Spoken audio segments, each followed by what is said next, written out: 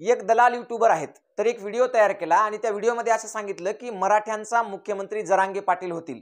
विषयाला मांडण्याच्या आधीच म्हणजे कदाचित हे बघून बरेच जण भडकण्याची शक्यता आहे।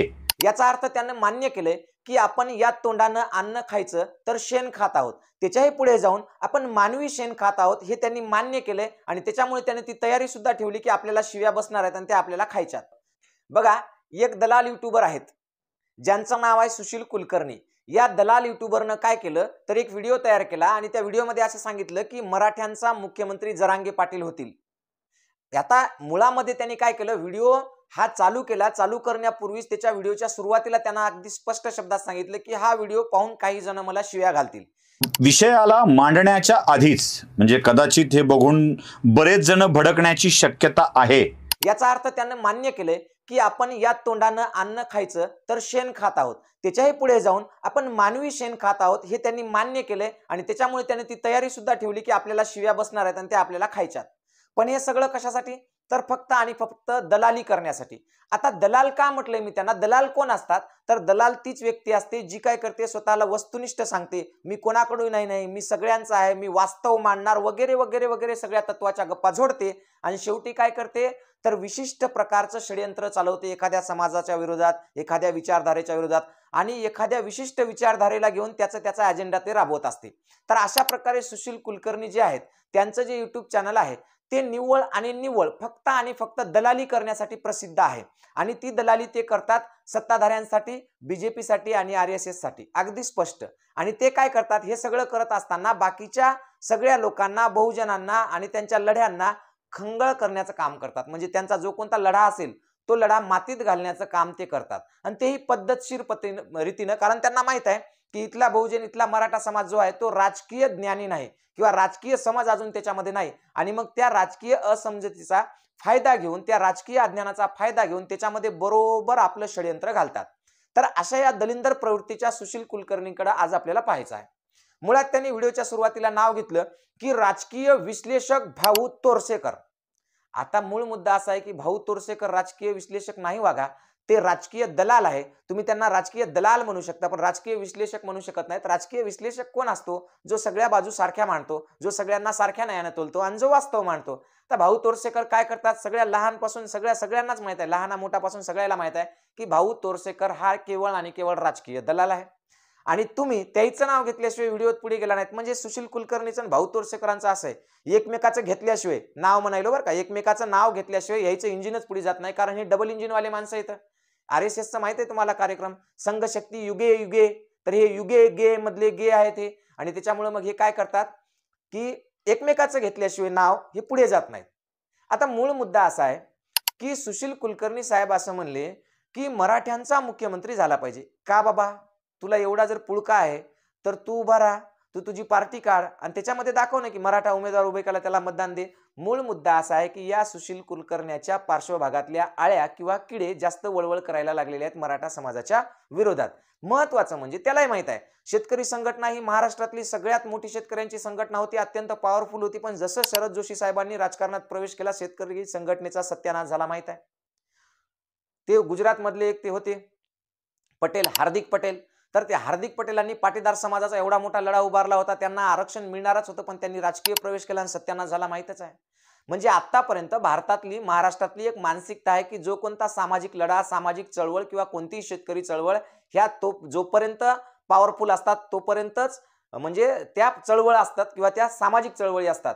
जेव्हा त्यांचा राजकीय हेतू स्पष्ट होतो तेव्हा ती चळवळ, ते लढा, ते आंदोलन नष्ट झालेलं आहे, हे सगळ्या जगाला माहित आहे। मग आता सध्या मराठ्यांचा आंदोलन किंवा मराठ्यांचा लढा हा महाराष्ट्रामध्ये सगळ्यात महत्वाचा आहे आणि तो निर्णायक वळणावर आहे। अशा वेळी लढ्याची धार कमी करणं, मराठा आंदोलनाची धार कमी करणं आणि आरक्षणाला मुठमाती मिळवून देण्याचं काम काही लोक दलाल असे पैसे घेऊन म्हणा किंवा विशिष्ट अजेंडा चालवून किंवा विशिष्ट विचारधारणेने चालू करत आहेत। आता कुलकर्णींना माहित आहे की जर आपण जरांगे पाटील राजकारणात जातील किंवा जरांगे पाटील मुख्यमंत्री होतील किंवा या मराठ्यांच्या लढ्याला राजकीय वळण दिलं किंवा मराठ्यांच्या आंदोलनाला राजकीय वळण जर दिलं तर 100% या लढ्याची धार कमी होणार, हे त्या कुलकर्णीला माहित आहे आणि म्हणून त्या दलंदरनं हा व्हिडिओ काढला आणि आपल्याही काही दलिंदर लोकांनी त्या व्हिडिओला पार स्टेटस ठेव, इकडे पाठव, तिकडे पाठव। कधीतरी राजकीय षड्यंत्र तुम्ही कळून घेतलं पाहिजे, समजून घेतलं पाहिजे। आणि तो जो दलिंदर सांगतोय काय सांगतोय की बा बीजेपीला 2019च्या निवडणुकीमध्ये 1,41,00,000 मतं पडली आणि तो सगळ्यात मोठा पक्ष आहे, त्यांचे 106 आमदार निवडून आले. भाऊ तू कोणत्या अँगलनं कोणता अभ्यास करतो माय? एखाद्या सभेला जमलेले लोक, तसं तर मग तुझ्या हिशोबाने तर राज ठाकरे तर आतापर्यंत 100 वेळा मुख्यमंत्री व्हायला पाहिजे होता. तुला एवढं माहित नाही का राज ठाकरेच्या सभेला 5-5, 6-6 लाख लोक एखाद्या मतदारसंघात येतात आणि मतदान 10,000 सुद्धा पडत नाही. मग तेव्हा तुझी अक्कल काय शेण खायला जाती का? का अक्कल तुझी पाजळायला तिथं तुला डोकं नसतंय?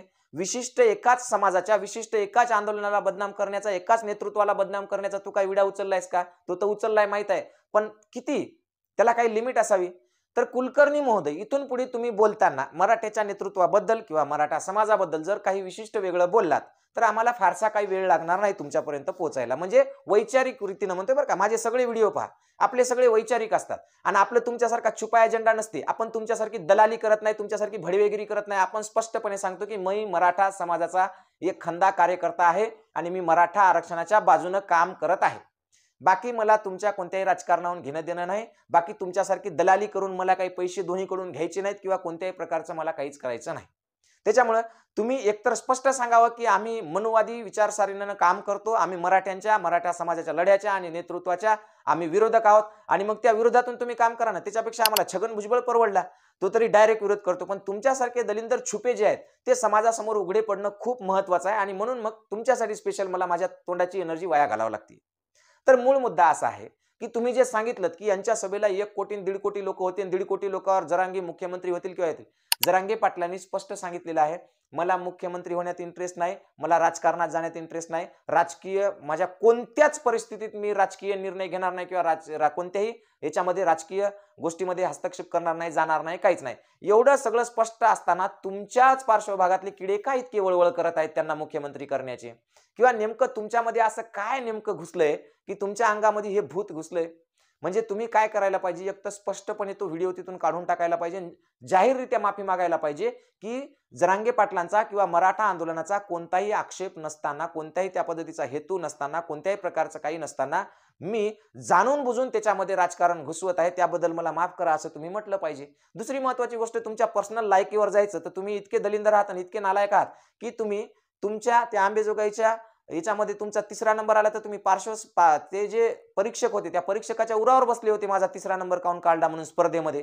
म्हणजे इतकं तर तुम्हाला अपयश पचत नाही, अपयश पचवण्याची तुमच्यात ताकद नाही. आणि तुम्ही जे दाखवताय ना समाजासमोर येऊन किंवा युट्यूबला येऊन की मी किती भारी येईन, मी किती मोठा विश्लेषक आणि मी ढमकं टमकं, तुमच्या नखानं नखासहित आम्ही ओळखतो. फक्त आम्हाला तोंड उघडायला वेळ लावू नका, नाहीतर तुमचं ते वादविवाद स्पर्धेतलं काय होतं काय नाही त्याच्यासहित सगळं बाजूला बाहेर काढून तुम्हाला उघडं पाडायला वेळ लागणार नाही. पण विनंती एवढीच आहे, इज्जतीनं काम करा.